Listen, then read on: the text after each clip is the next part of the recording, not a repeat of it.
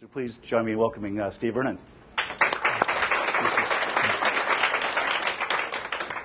Well, thanks, Glenn.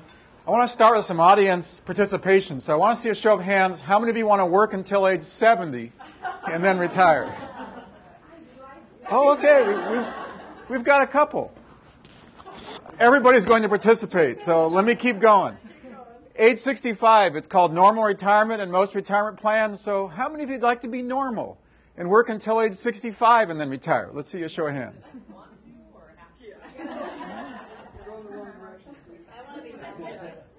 Okay, we've got one normal person. Everybody's going to participate, so I'm going to keep going. Age 62, it's the earliest age you can collect Social Security. And in the recent years, at least, it's been kind of the average age that people have retired from corporate America. So if you didn't want to be normal, how many would like to be average and work until 62 and then retire? No 62ers, huh? How about mid to late 50s? How about right now?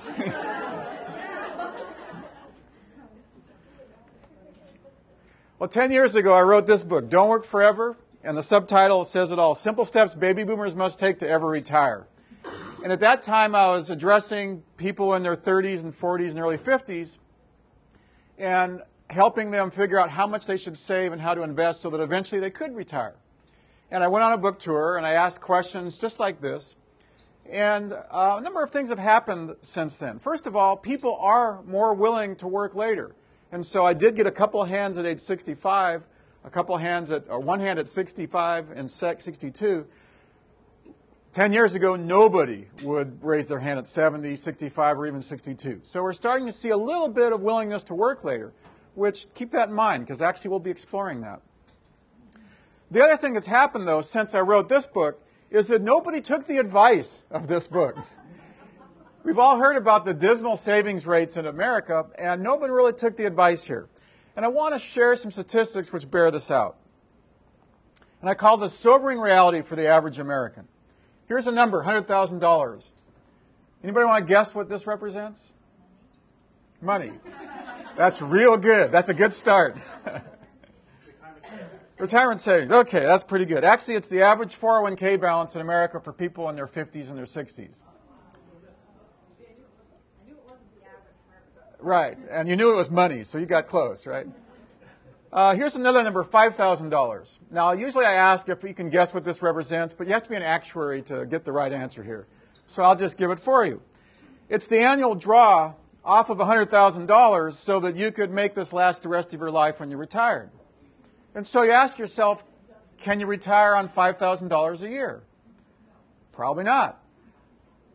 Later on, I'll talk about Social Security benefits, but I'll give you a preview, add them in, and it's probably still not going to work.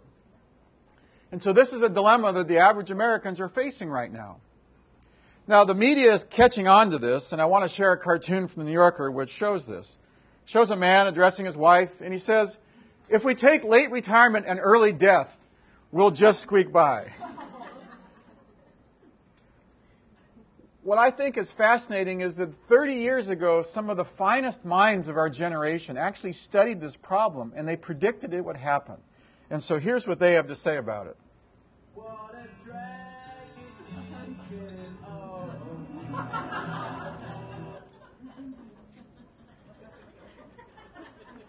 So does it have to be this way?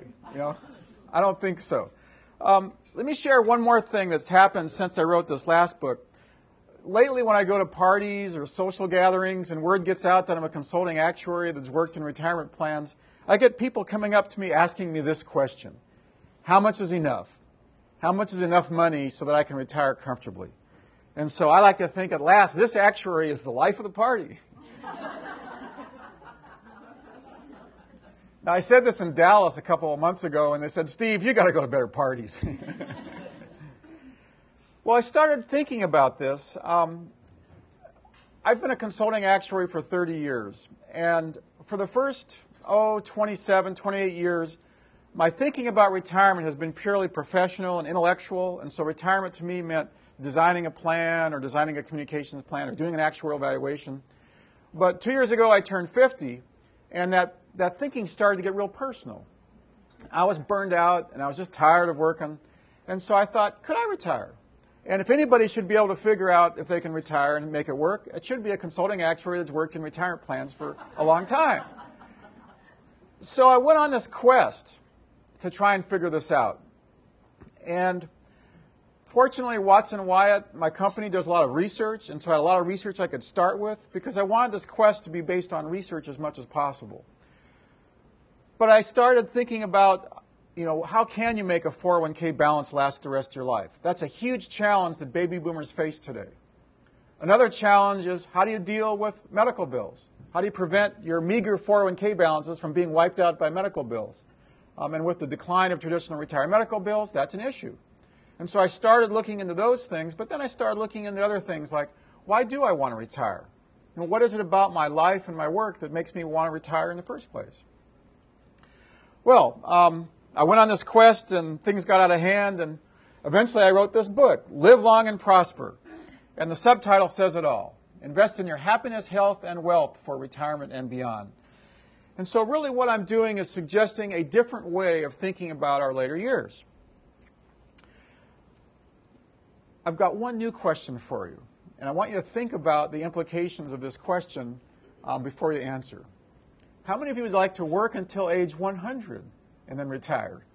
Think about that one. Now, we've got a taker here. Thank you. If I live that long, that's what I was looking for. That's the implication. All right, doing something. You could be up here giving this talk. That's a good preview. Hopefully I've got your attention now, and let me just tell you my story. I've been consulting for 30 years in retirement plans like I just talked about. And I've started thinking that the traditional view of retirement is not healthy. It's not feasible financially for the average American, but my research showed me that actually it's not healthy for us as well, either for our physical health, our emotional health, or our financial health.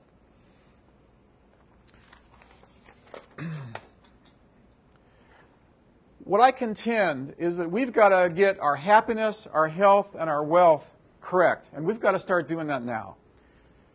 What I think most Americans are doing is they've got a life plan that goes something like this.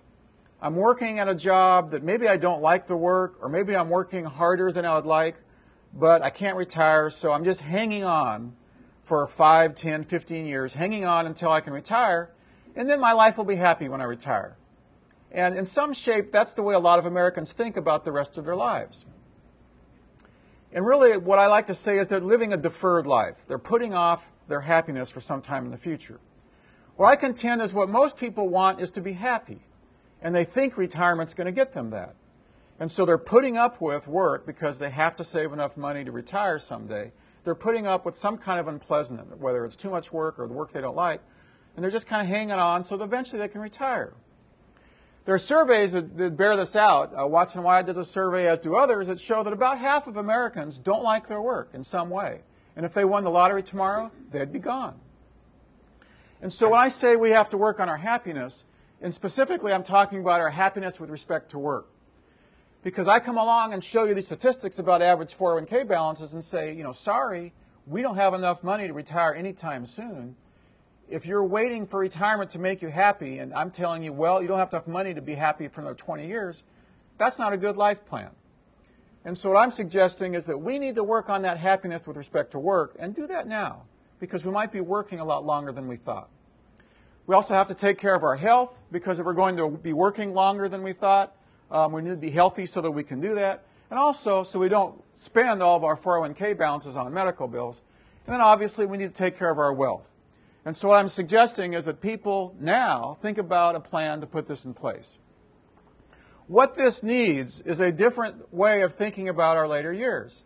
And so instead of retirement, which I think is going to be thought of as a 20th century concept, I like the words rest of life. And so I'm planning for my rest of life rather than planning for my retirement. Now, rest of life starts with R, has the same number of syllables as retirement, so it rolls off the tongue just as easily. But there are other reasons why I like rest of life, is that it's a lot broader concept than retirement. It implies we might be thinking about our happiness and our health. But it's a lot broader group that we can focus on. everybody, no matter how old you are, has a rest of life.